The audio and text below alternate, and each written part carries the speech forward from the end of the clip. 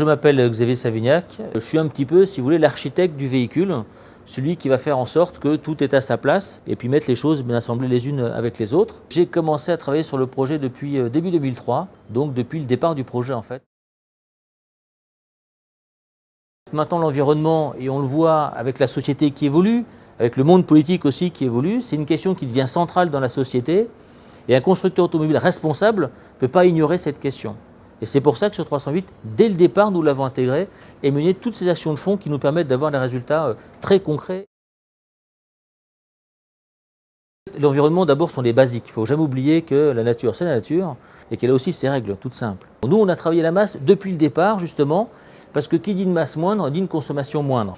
On a travaillé aussi au niveau de l'aérodynamique. Là aussi, c'est pareil, c'est un travail qui se fait conjointement avec le style et ça se fait dès le départ. Ce n'est pas à la fin, quand les voitures sont prêtes, quand tout outil industriel est prêt, que l'on dit d'un seul coup, tiens, on va travailler l'aérodynamique, c'est beaucoup trop tard. Moins on consomme, moins on pollue, c'est aussi simple que ça. Donc le moteur, c'est vraiment l'élément central, il faut un bon GMP, groupe motopropulseur, pour arriver à faire une voiture qui respecte l'environnement. C'est vraiment primordial.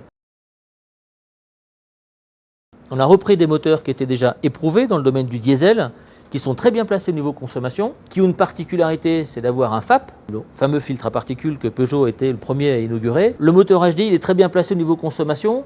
En fait, les chiffres le prouvent. On va avoir un moteur qui sortira avec 120 grammes de CO2, donc une consommation de 4,5 litres au 100, ce qui dans la catégorie fait le meilleur résultat. Nous avons donc développé avec BMW des moteurs en commun, et ce moteur permettant de gagner là aussi de manière très sensible en consommation. Alors ça dépend après les cylindrées, comment on compare, mais en moyenne, on a un gain grosso modo de l'ordre de, toujours en moyenne, 0,5 litres au 100 grâce au moteur, ce qui est tout à fait colossal. Aujourd'hui, sur les 6 moteurs principaux qui vont sortir, on sera très très bien placé, voire même en tête en fait, pour 2 voire 3 motorisations. Alors on pourrait faire une voiture qui consomme peu et puis qui a des performances très modestes, voire une voiture un peu anémique. Bon, le parti pris qu'on a pris, c'est pas du tout celui-là. En fait, on s'est dit, on va mettre la voiture dans la bonne moyenne au niveau concurrence du point de vue performance. Mais alors après, tout le travail qu'on a pu faire, tout le travail de détail, ce qui nous amène finalement à des bons résultats au niveau pollution, donc vis-à-vis de l'environnement. C'est quelque chose qui s'est travaillé avec les stylistes. Une coopération tout à fait remarquable.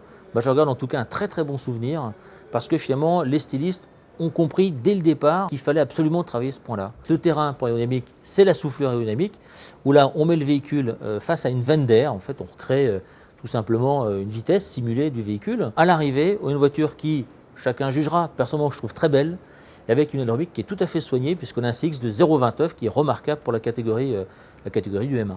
C'est le coefficient de pénétration dans l'air, et plus le chiffre est bas, meilleure est la performance.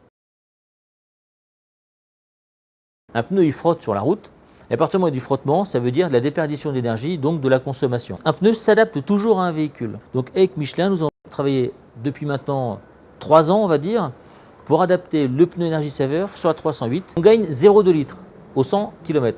Pour nous, constructeurs, 0,2 litres, c'est énorme. C'est à peu près l'équivalent de développer un nouveau moteur, en tout cas des nouvelles culasses ou des nouvelles combustions sur des moteurs. Et donc ce gain-là, c'est relativement énorme pour un véhicule. Ces pneus nous permettent de gagner grosso modo 5 grammes de CO2 au kilomètre. En utilisant ces pneus-là, on va moins consommer et clairement moins polluer. Environ tous les 15 ans qu'on a un saut technologique. Alors dans le futur, nous verrons bien pour 308, mais effectivement on parle d'ores et déjà. Et en fait, on ne peut plus que parler en interne d'une 308 hybride. Chez Peugeot, la façon de faire de l'hybride, c'est faire une traction classique avec un moteur HDI qui présente déjà des performances tout à fait intéressantes du point de vue consommation, donc pollution, et de le coupler avec une traction électrique. Les deux étant liés, alors l'avantage chez Peugeot, c'est que les deux sources sont faiblement polluantes. C'est-à-dire que le HDI est faiblement polluant, électrique forcément zéro.